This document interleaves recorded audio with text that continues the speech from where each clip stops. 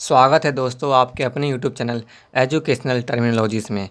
ये आप देख रहे हैं सीबीएसई क्लास 10th की बोर्ड की डेट शीट।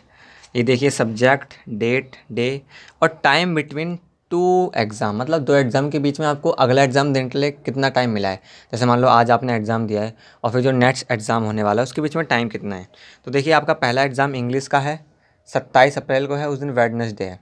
अगर देखिए आप किसी पर्टिकुलर, जैसे आपको पता है आप एग्ज़ाम शुरू हो गए हैं तो आपको सिर्फ उस एग्ज़ाम की तैयारी करनी है, तो आप इंग्लिश के लिए 20 अप्रैल से स्टार्ट कर दीजिए पढ़ना। क्योंकि जनरली लोग मैथ साइंस में लगे रहते हैं, इंग्लिश पे इतना ध्यान नहीं देते हैं। तो अब आपके पास आखिरी 7 डेज़ हैं जो आपको सिर्फ इंग्लिश पढ़नी है।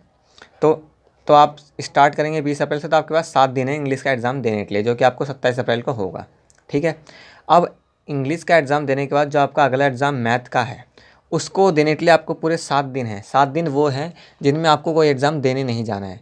जो आप जैसे मान लीजिए आप 27 को एग्ज़ाम दे के आए हैं तो उसमें वो डे इंक्लूड नहीं है, 28 इंक्लूड है। तो 7 डेज़ हुए हैं जो आप पूरा घर रहेंगे और अगले एग्ज़ाम की तैयारी करेंगे।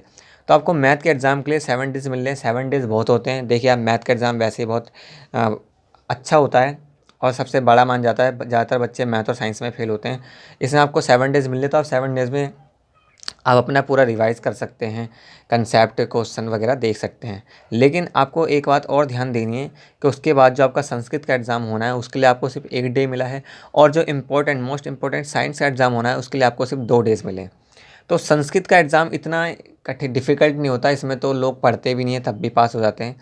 तो संस्कृत के लिए अगर आप थोड़ा ही पढ़ लेंगे, 1-2 घंटा, ज़्यादा नहीं, तो भी ये हो जाएगा। लेकिन ये जो आपको 7 डेज़ मैथ के एग्ज़ाम के लिए मिले हैं, इसको आपको सिर्फ मैथ में नहीं, इसको आपको साइंस के लिए भी यूटिलाइज़ करना है।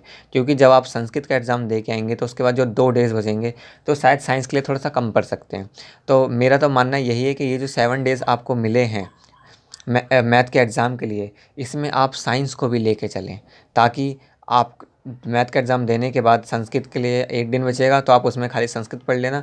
फिर उसके बाद जो 2 दिन बचेगा तो उसमें आपको बहुत कम पढ़ना पड़े साइंस का एग्ज़ाम को पूरा करने के लिए, पूरा पढ़ने के लिए, पूरा रिवाइज़ करने के लिए। उसके बाद बचता है एसएसटी। एसएसटी के लिए 3 डेज़ है। एसएसटी में 4 बुक्स होती हैं, इसमें भी आपको बहुत पढ़ना होगा। एसएसटी भी मोस्टली बच्चे नहीं पढ़ते हैं। बच्चे मोस्टली ज़्यादातर मैथ, साइंस और या इंग्लिश, इससे ज़्यादा कुछ ज़्यादा पढ़ते नहीं हैं। बच्चों को लगता है कि साइंस में फेल ना हो जाए, मैथ में ना फेल हो जाए, ये दोनों कठिन है। तो इस एसएसटी के लिए आपको 3 डेज़ मिले हैं।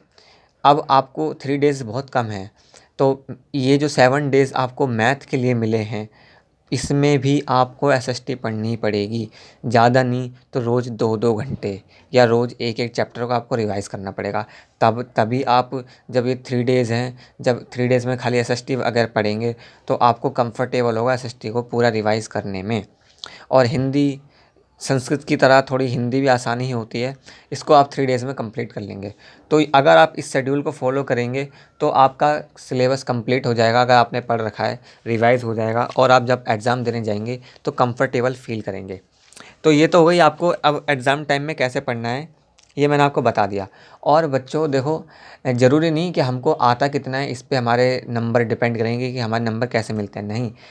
डिपेंड इस पे करता है कि हम जो हमें आता है उसको हम किस तरह से एक्सप्रेस करके आ रहे हैं, किस तरह से दिखा के आ रहे हैं, किस तरह से लिख के आ रहे हैं।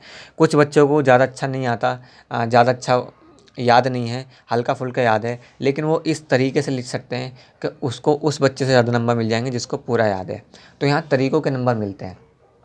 जब बोर्ड एग्ज़ामिनर आपकी सीट खोलेगा और जब वो देखेगा कि आपने जो पहला क्वेश्चन करा है उसमें आपने कट्टम पिट्टी कर रखी है या गंदी राइटिंग में लिख रखा है या कटा है फिर लिखा है, तो उसको उसके माइंडसेट में ये आ जाएगा कि ये बच्चा अच्छा नहीं है, ये अच्छा नहीं लिख रहा है, या इसने नकल करके लिखा है।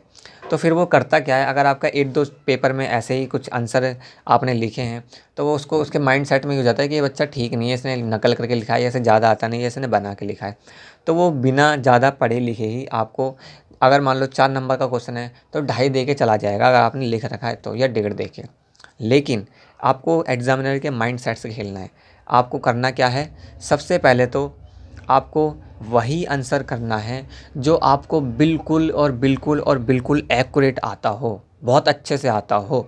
अगर आपको हल्का सा डाउट हो वो भी मत करो, वही करो जो आपको बिल्कुल एक्यूरेट आता है। आपको कोशिश करनी है कि शुरू के 1-2 पेज में आपको वही आंसर लिखने हैं जो आपको बिल्कुल एक्यूरेट आते हैं। और कोशिश करनी है कि कुछ कट्टम पिट्टी ना हो। आप अगर आप पहले के शुरू के 1-2 पेज बहुत बढ़िया निकाल दो, तो एग्ज़ामिनर के माइंड सेट में ये हो जाता है कि ये बच्चा पढ़ने में बहुत अच्छा है, इसने पहले का आंसर भी इसने जो आंसर लिखा है वो कितना अच्छा लिखा है और कोई कट्टम पिट्टी नहीं हुई है। अगर उसने 1-2 क्वेश्चन 3 ऐसे ही चेक कर लिए, 3-4 1-2 पेज, तो उसका माइंड सेट हो जाता है कि ये बच्चा बहुत पढ़ने में अच्छा है। फिर वो अगले क्वेश्चन ज़्यादा नहीं सोचता, ज़्यादा पढ़ता नहीं, वो देखता है और फुल नंबर देते चला जाता है। अगर आपने ठीक ठीक लिख रखा है तो, बीच में सही ना लिखा हो तो भी नहीं, लेकिन आपने लिख रखा हो तो आपको उसी उसी को लेके चलना है। आपको क्या करना है, सबसे पहले तो आपको वही क्वेश्चन करना है जो आपको बिल्कुल एक्यूरेट आता है, ठीक है। सबसे पहले वही क्वेश्चन करें जो आपको एक्यूरेट आता है, वो करते चले जाएं। उसके बाद उन क्वेश्चनों पे आएँ जो आपको आधे आते हैं और आधा डाउट है, फिर उन क्वेश्चनों को करें। उसके बाद उन क्वेश्चनों पे आएँ जो आपको बिल्कुल नहीं आते।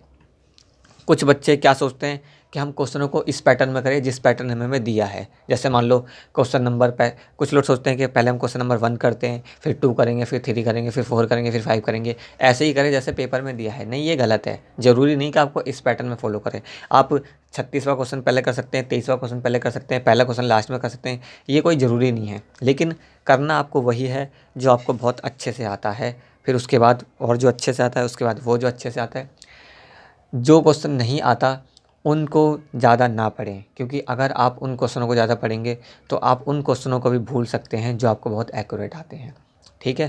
ज़्यादा ये ना सोचें कि इतने क्वेश्चन आ गए तो अब मेरे को तो इतना ही आता है, इतना नहीं आता, मेरा तो पेपर अब ख़राब जाने वाला है। नहीं, आपको जो आता है आप वो करते चले जाएँ। जैसे जैसे आप शुरू में वो जो क्वेश्चन आते हैं, चाहे 2-4 ही आते हों, वो करते चले जाएंगे, आपका माइंड थोड़ा रिलैक्स होगा। आपको फ़ील होगा कि हाँ, अब मैं कर रहा हूँ, मैं सही कर रहा हूँ, इसके मुझे नंबर मिलेंगे और मैं पास हो जाऊँगा। ऐसा भी होता है कि जो क्वेश्चन आपको याद नहीं आ रहा या आपने याद नहीं आ रहा, तो वो क्वेश्चन भी अचानक याद आ जाता है और आप कर जाते हैं। लेकिन अगर आपने शुरू में अपना माइंडसेट ख़राब कर लिया, शुरू में ही उन क्वेश्चनों पे ज़्यादा ध्यान दिया जो आपको नहीं आते हैं, या वही क्वेश्चन अटेम्प्ट करे जो आपको नहीं आते हैं, तो आपका माइंड क्या सोचता है कि मैंने जो करा है वो गलत है, जो मैंने करा है उसमें मैंने कट्टम पिट्टे करी है, जो मैंने करा है उस पे नंबर भी नहीं मिलेंगे, मेरा टाइम भी चला गया है और अभी तक मैंने पासिंग मार्क्स जितना नहीं करा है। तो आपकी दिल की धड़कनें बढ़ती चली जाएंगी, आपका डर बढ़ता चला जाएगा और फिर आप जो आपको सही आंसर आते हैं आप उन्हें भी गलत करते चले जाएंगे। इसलिए कुछ नहीं, जाना है, क्वेश्चन पढ़ना है, जो क्वेश्चन अच्छे से आता है उसे निशान लगाना है और निशान लगाना है कि ये मुझे बहुत अच्छे से आता है, सबसे पहले मैं यही करूँगा। और आपको वही क्वेश्चन करना है जो आपको बहुत अच्छे से आता है, फिर जो अगला आता है, फिर जो अगला आता है, फिर जो अगला आता है, उसको करना है। उसके बारे में ज़रा भी नहीं सोचना जो आपको नहीं आता तो नहीं आता। और अगर जब आप पहले वो करते चले जाएंगे जो आपको आता है, तो जो नहीं आता तो हो सके आपको वो भी याद आ जाए कि इसमें मुझे करना क्या है, ठीक है। एक तो ये आपको अच्छे मार्क्स लाने के लिए ये माइंडसेट याद रखना है। दूसरा, जब भी आप एक नया क्वेश्चन अटेम्प्ट करते हैं तो उसके लिए नया पेज फॉलो करें। मान लीजिए आपने एग्ज़ाम शुरू करा, अपना पहला क्वेश्चन यहाँ पे लिखा और यहाँ से करना शुरू करा। अब करते करते मान लीजिए आपका आंसर यहाँ ख़त्म हो गया, तो अब आपको करना क्या है, दूसरा क्वेश्चन यहाँ से स्टार्ट नहीं करना है, आपको एक नया पेज लेना है ऐसे करके और फिर उस क्वेश्चन को यहाँ से शुरू करना है। देखिए, पेज की कोई कमी नहीं है। अगर आप 200 पेज भी मांगेंगे तो सीबीएसई बोर्ड आपको 200 पेज भी देगी। आपने फीस भी भरी है, पेज की कोई कमी नहीं है। ये ना सोच के चलें कि हमारी सीट हम ज़्यादा पेज क्यों भर रहे हैं, हमारे नंबर कट जाएंगे। कुछ नहीं कटेंगे, आप जितनी सीट मांगेंगे आपको उतनी ही मिलेगी। इससे क्या होता है, जब आप एक नए क्वेश्चन को नए पेज से करते हैं तो टीचर को ढूंढने में परेशानी नहीं होती कि अच्छा ये क्वेश्चन यहाँ करा है फिर अगला यहाँ से शुरू करा है। अरे यार नहीं, उसको क्या सिर्फ देखा यहाँ से नया क्वेश्चन शुरू है, यहाँ ख़त्म है, उसके बाद यहाँ गैप खाली है, कोई बात नहीं, फिर वो पेज पलटेगा, फिर वो देखेगा अगला क्वेश्चन यहाँ से शुरू है। फिर वो जैसे से देखे ना कि हर अगला क्वेश्चन एक नए पेज से शुरू है, बीच में खाली गैप होने से तो कोई फ़र्क नहीं पड़ता। वो आपके नंबर नहीं काटेगा कि इसने बीच में गैप छोड़ दिया तो मैं इसका नंबर काट लूँ, नहीं, उसको फ़र्क नहीं पड़ता। आप कितनी भी सीट मांगेंगे आपको मिलेगी और आपको हर एक नया आंसर नए पेज से फॉलो करना है। ये एक अच्छा तरीका होता है अपने जो आप आंसर दे रहे हैं उसको एक्सप्रेस करने का। इससे आप जो एग्ज़ामिनर है जो आपकी कॉपी चेक कर रहा है उसको बहुत कंफर्टेबल फील होगा आपके आंसर चेक करने में। और उसको ढूंढना नहीं पड़ेगा कि आपने अगला क्वेश्चन आंसर कहाँ से करा है, कहाँ से करा है। एक दो बार वो देखेगा कि आपने हर आंसर नए पेज से शुरू करा है, तो उसको बहुत कंफर्टेबल फील होगा और उसका माइंड थोड़ा हैप्पी रहेगा। और जितना वो हैप्पी रहेगा उतने ही आपको मार्क्स अच्छे से देगा। और अगर वो चिड़चिड़ा रहेगा तो आपके कहीं ना कहीं 2-4 मार्क्स पे फ़र्क आ सकता है। तो अच्छे मार्क्स लाने का तरीका सिर्फ ये नहीं कि आपको आता है या नहीं आता, ये भी डिपेंड करता है कि आपने अपने आंसर को किस तरह से एक्सप्रेस करा है। तो याद रखना है, सबसे पहले वही आंसर करना है जो आपको बहुत एक्यूरेट आता है, बहुत एक्यूरेट आता है। उसके बाद जो आधा आता है, उसके बाद जो नहीं आता उसमें भी आप कुछ लिख दें। फिर याद रखना है, हर नया क्वेश्चन नए पेज से शुरू करना है, ठीक है। नए पेज से यहाँ से शुरू करा, बेशक वो पूरे पे ख़त्म हो गया, फिर अगले पे आधे पे ख़त्म हो गया तो कोई बात नहीं है, अगला आंसर अगले पेज से यहाँ से शुरू करेंगे, ठीक है। ये एक अच्छा तरीका है एक्सप्रेस करने का, एग्जामिनर के माइंडसेट से खेलने का। और अगर उसने ये देखा कि आपने बिल्कुल शुरू में कट्टम पिट्टी नहीं करी है, शुरू में जो भी आंसर करें बहुत सही लिखें, अच्छे से लिखें, तो उसको लगेगा कि ये बच्चा बहुत अच्छा है, इसने बहुत अच्छे से करा है, पढ़ा लिखा है, इसको सारा आता है, और वो आगे हैप्पी होके आपको ज़्यादा फुल मार्क्स देता चला जाएगा। अगर आपने थोड़ा सा भी ठीक लिखा है तो, अगर मान लो आपने 3 नंबर का लिखा है, वो आंसर 4 नंबर का है, तो वो आपको 4 मार्क्स दे के चला जाएगा। इससे आपको बहुत फ़र्क पड़ेगा। और अगर आप वैसा लिखेंगे तो अब जैसे कि आप सोच रहे हो कि मैं पहले वो लिखूँ जो मुझे नहीं आता, पहले वो ढूंढूँ, आने वाला तो मैं कर ही लूँगा, तो ये बहुत बड़ी आपकी गलती हो जाएगी और आपके मार्क्स पे 10 से 15 नंबर का फ़र्क आ जाएगा। तो दोस्तों, आपको जैसा मैंने बताया वैसा करना है। मैंने भी ऐसे ही फॉलो करा था और इसका मुझे बहुत बेनिफिट मिला। एटलीस्ट 5 मार्क्स का तो बेनिफिट मिल ही गया, और ये अच्छी बात है। आप भी ऐसे ही करें। और आप खुद सोचिए, आप भी एक एग्जामिनर होंगे तो आप क्या कहेंगे? क्या आप सोचेंगे कि किसी बच्चे की मेरे पास कॉपी है, उसने काट पीट के लिख रखा हो और मैं ढूंढूं कि आंसर उसने सही कहाँ लिख रखा है? ठीक है, नहीं। आप तो सोचेंगे चलो यार सही सही लिख रखा है और कट्टम पिट्टी है नहीं, तो आप डायरेक्ट मार्क्स दे के चले जाएंगे। तो आपको जैसे मैंने बताया आपको वैसे करना है, आपको ज़रूर बेनिफिट होगा। और प्लीज़ हमारे चैनल को सब्सक्राइब करें, वीडियो को लाइक करें और हमें सपोर्ट करें। मैं ऐसे ही इंटरेस्टिंग वीडियो बनाता रहूँगा आप लोगों के लिए, लेकिन आप हमारे चैनल को सब्सक्राइब करें। Thank you very much students.